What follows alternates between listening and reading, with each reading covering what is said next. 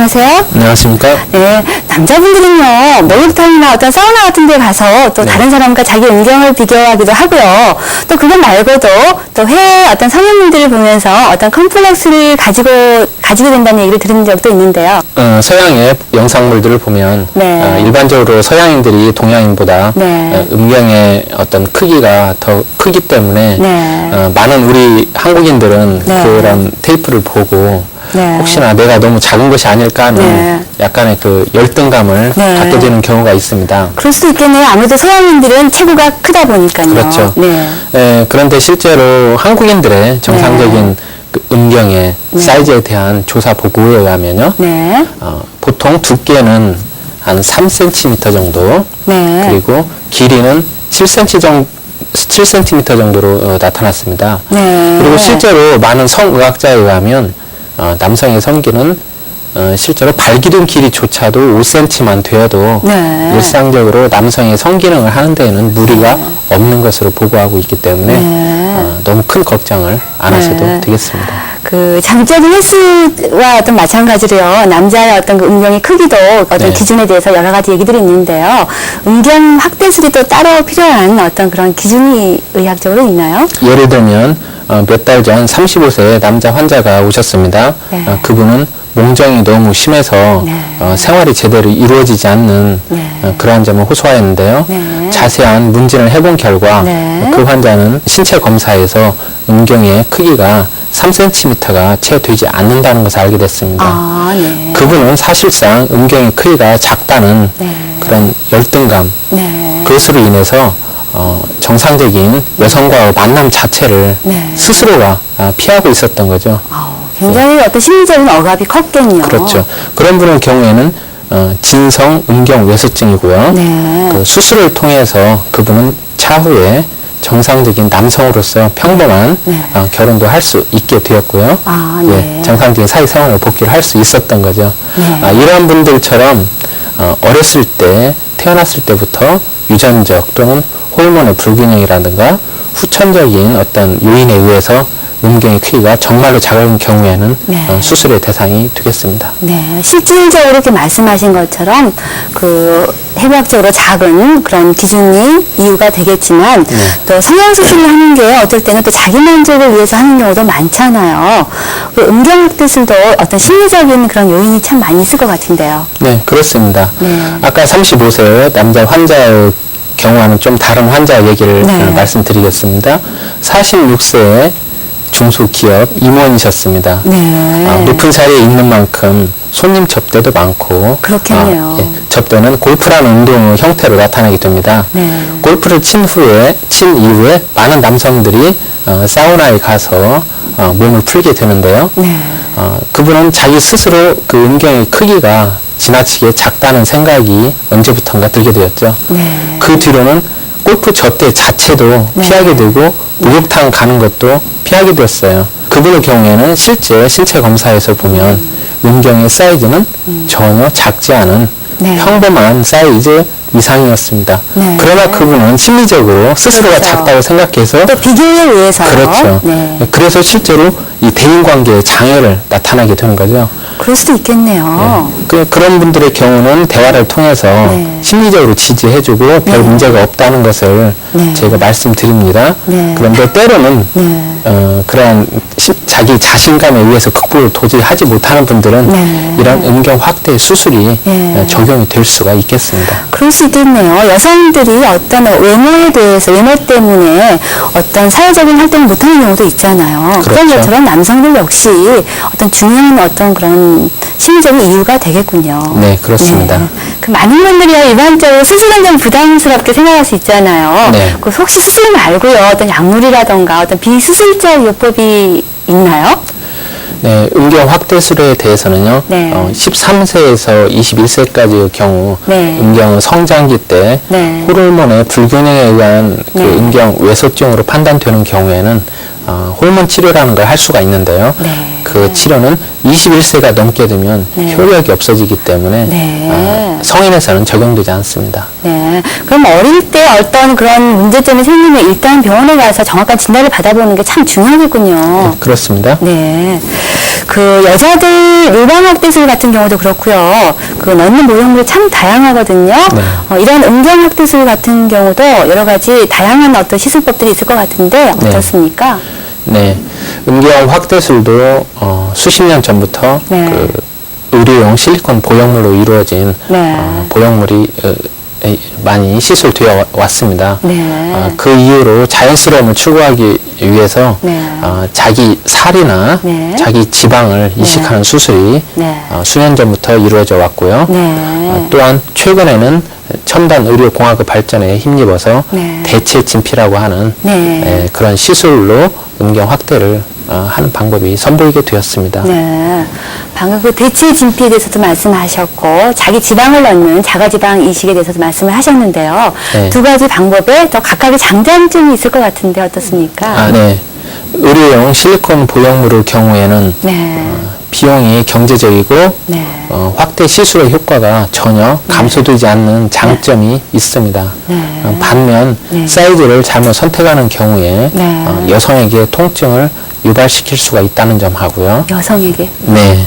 그리고 필요시 제거하는 것과 네. 보완하는 것이 쉽기 때문에 네. 많은 분들이 선택을 하고 있습니다. 네, 아까 방금 실리콘의 경우에 대해서 그렇게 말씀하신 그렇습니다. 거죠? 네. 그러면 왜 방금 실리콘을 넣었을 때 여성에게 좀 통증이 올 수 있다고 했는데 왜 딱딱해질 수 있어서 그러는 건가요? 소재 자체가 네. 아무래도 부드럽게 만든다고 해도 한계가 네. 있기 때문에 그렇죠. 아, 그렇군요. 그래서 수년 전부터 네. 자가 지방이나 자가 진피를 네. 남성 신체의 일부에서 네. 채취를 해서 네. 그 음경 속에 이렇게 삽입을 해주는 네. 그런 수술법이 발달하게 되었죠. 네. 그런 수술법은 아주 자연스럽고 심리적인 거부감이 가장 적다는 점이 장점이죠. 네. 단지 단점은 자기 살을 떼어내야 된다는 네. 부담감이 네. 있고 그로 인해서 치유 기간이 네. 약간 연장되는 단점이 있습니다. 네. 다만 조직의 흡수율이 간간히 수술 효과를 네. 감소시키는 경우와 자가 조직을 떼어난 부위에 네. 피치 못하게 수술 흔을 남긴다는 점이 단점입니다. 네. 특정 부위 조직을 채취하기가 용이한 경우와 네. 과다한 비만으로 인하여 진피 지방 조직을 제거할 필요가 있는 경우에 네. 선택하는 수술법입니다. 아까 자가지방 이식에 대해서도 말씀을 하셨는데 요즘 경향은 어떻습니까?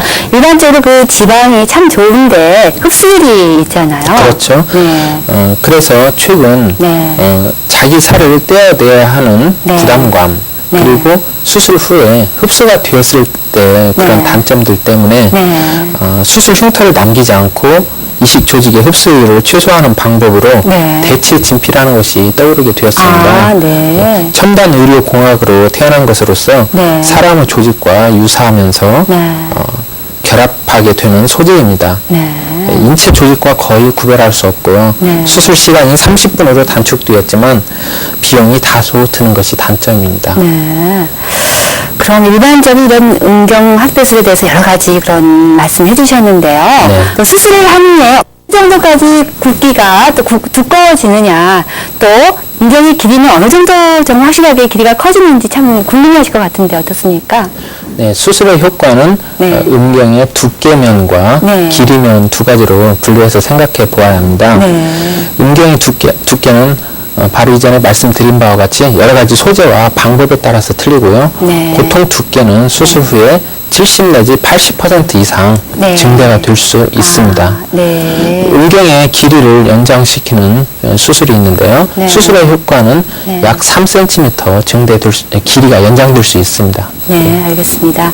보통요, 포경수술을 받아도 일주일 정도 참 정상적인 생활을 하기가 어렵잖아요. 근데 음경수술을 한 다음에는 어떤 정상적으로 일상생활이나 성생활을 언제쯤 할 수 있는지 굉장히 궁금하실 것 같은데 어떻습니까? 네, 요즘 수술 기법의 발달이 있고요. 네. 특히나 소재의 선택을 잘 하게 되면 네. 수술의 시간은 약 네. 30분으로 단축되고요. 네. 녹는실을 사용해서 나중에 실밥을 뽑을 걱정이 없는 수술로 되기 때문에 네. 일상생활에는 곧바로 전혀 지장 없이 가능합니다. 아, 그렇군요. 단 성생활은 네. 약 4주간의 시간을 요합니다. 그 이유는 이식된 조직이 정상적인 음경의 조직과 생착을 하는 그런 기간이 필요하기 때문입니다. 네, 그렇군요. 이 시간에는 외서 컴플렉스에서 벗어날 수 있는 음경 확대 확대술에 대해서 자세히 알아보고 있는데요.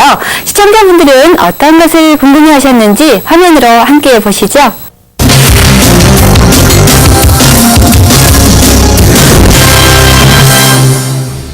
폭경 수술을 하면 음경이 커진다던데요. 음경 확대술을 받으면 발기했을 때만 크기가 커지나요? 아니면 평소 사이즈도 변하나요? 음경만 커지면 귀두가 왜소해 보이지 않을까요? 파라핀을 주입했는데 부작용이 있다고 해서 고민입니다. 첫 번째 질문이군요. 폭경 수술을 받으면 음경이 더 커질 수 있다고 들었는데 어떻습니까? 근거가 있는 얘기인가요? 네, 일반적인 폭경 수술 시 음경이 커진다는 것이 아니죠. 네. 폭경 수술을 하게 되어서 네. 음경이 길어질 수 있는 조건이 있습니다. 네. 지나치게 비만해서 네. 음경이 복부 쪽으로 파묻혀 있는 경우라든가 네. 정상적으로 음경을 끌어당기고 있는 현수인대라는 구조물이 네. 힘이 너무 강한 경우 그렇겠군요. 또는 네. 그 음경 포피의 입구가 지나치게 좁아서 네. 남성의 음경 귀두부가 포피 바깥으로 노출되지 않는 경우에는 네. 폭경 수술을 함으로 인해서 네. 음경의 길을 길어지게 할 수 있습니다. 네. 또 다음 질문입니다. 음경 확대 수술을 받게 되면은요, 발기했을 때만 크기가 더 커지는 건지, 아니면 평소에 더 사이즈도 커지는 건지 궁금해졌습니다. 어떻습니까? 발기했을 때 길이만 네. 커지는 것뿐만이 아니라 네. 평소의 사이즈는 더 커지게 됩니다. 아, 그렇습니까? 그 음경 확대 수술을 받으면요, 시각적으로 기두가 왜소해 보이지 않을까 하는 그런 질문을 하셨는데 어떻습니까? 네, 그 음경 확대를 하다 보니까 네. 귀두와의 크기의 불균형을 느끼는 경우가 있습니다. 네. 그래서 요즘은 귀두의 확대를 꾀하는 방법을 시도를 하고 있고요. 네. 이미 많은 수술 기법이 발전이 되었습니다. 네. 귀두 내부나 네. 귀두 표면에 확대 소재를 이식을 해서 쉽게 균형을 맞출 수가 있습니다. 네. 마지막 질문입니다.